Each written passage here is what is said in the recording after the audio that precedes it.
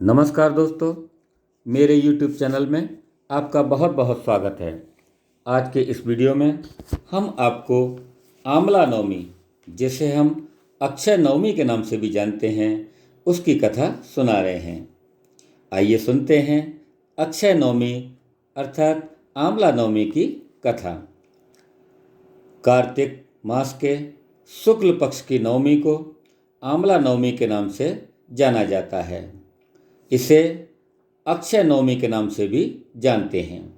ऐसा माना जाता है कि सतयुग का प्रारंभ भी इसी दिन हुआ था। इस तिथि को गौ, स्वर्ण तथा वस्त्र आदि दान देने से ब्रह्म हत्या जैसे महापाप से भी छुटकारा मिल जाता है। इस दिन आंवले के वृक्ष की पूजा की जाती है।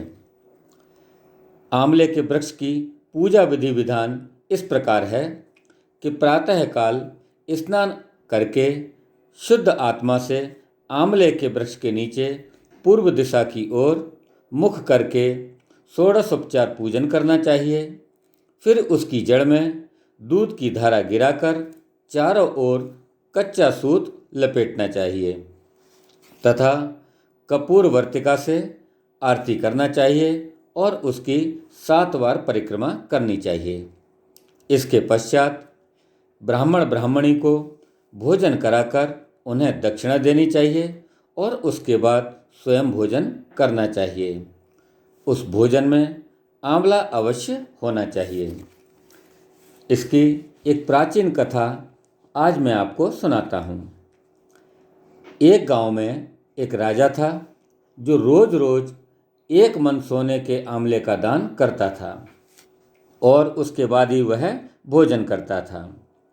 एक दिन उसके बेटों और उसके बहुओं ने देखा कि ये राजा इतने आंवले का दान यदि करेंगे तो हमारा तो सारा धन ही खत्म हो जाएगा, इसलिए इनका दान बंद करा देना चाहिए। कम से कम सारा धन तो बच जाएगा। उसके बाद राजा के पास पुत्र आया और उसने राजा से कहा कि आप तो सारा धन इसी प्रकार से लौटा देंगे, इसलिए आप आंवले का दान बंद कर दो। पुत्र की इस प्रकार की बातें सुनकर राजा और रानी अत्यंत दुखी हुए और वे अपना राजमहल छोड़कर उजाड़ वन में जाकर बैठ गए और वहाँ पर कोई आंवला दान नहीं कर सकते, इसलिए उन्होंने सारा दिन कुछ खाया भी नहीं। तब भगवान ने सोचा कि अगर मैंने इसका मान नहीं रखा तो दुनिया में मुझे कोई पूजेगा नहीं। तब भगवान ने उनसे सपने में आकर कहा कि तुम उठो, तुम्हारे पहले जैसी रसोई हो गई है और आंवले का वृक्ष भी लगा हुआ है। अतः हे राजन, अब तुम जाकर दान करो और भोजन को जीमो। तब राजा और रानी ने उठकर देखा तो सब कुछ पहले जैसा राजपाट हो गया था और सोने के आंवले वृक्ष पर फैलने लगे। तब राजा और रानी 1.25 मन आंवले का दान पूर्व की तरह ही करने लगे। उधर बेटे बहू के घर अन्न का जैसे बैर पड़ गया हो, उनके घर खाने के लाले पड़ने लगे। तब आसपास के लोगों ने राजा के बेटों से कहा कि जंगल में एक आंवलिया राजा है, सो तुम वहाँ चले जाओ तो हो तुम्हारा दुख दूर हो जाएगा।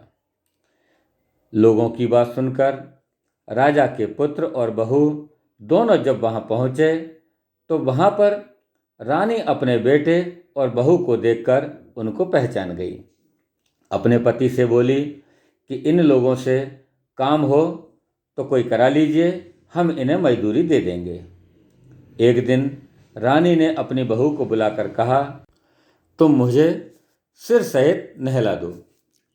जब बहू रानी का सिर धोने लगी तब बहू की आंख में से आंसू गिरकर रानी की पीठ पर गिर पड़ा। तब इस पर रानी बोली कि मेरी पीठ पर यह आंसू क्यों गिरे हैं, मुझे बताओ।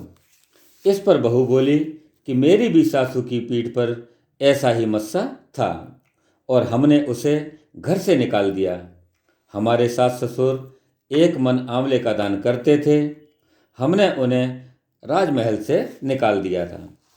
तब सासू बोली कि हम ही तुम्हारे सास ससुर हैं, तुमने ही हमें घर से निकाल दिया था, परंतु भगवान ने ही हमारा मान रखा, हमारा सत रखा। हे भगवान, जैसा राजा रानी का सत रखा वैसा ही सबका रखना, और कथा कहते सुनते सारे परिवार का सत रखना। बोलिए श्री विष्णु भगवान की जय। बोलिए श्री लक्ष्मी मैया की जय। तो दोस्तों, यह थी आंवला नवमी की अर्थात अक्षय नवमी की कहानी। आपको कैसी लगी हमारी यह कहानी? आप हमें कमेंट बॉक्स में जाकर अवश्य लिखें। साथ ही हमारे इस वीडियो को लाइक करें, शेयर करें, और हमारे चैनल पर यदि आप नए हों तो हमारे चैनल को सब्सक्राइब अवश्य करें। धन्यवाद। जय श्री कृष्णा।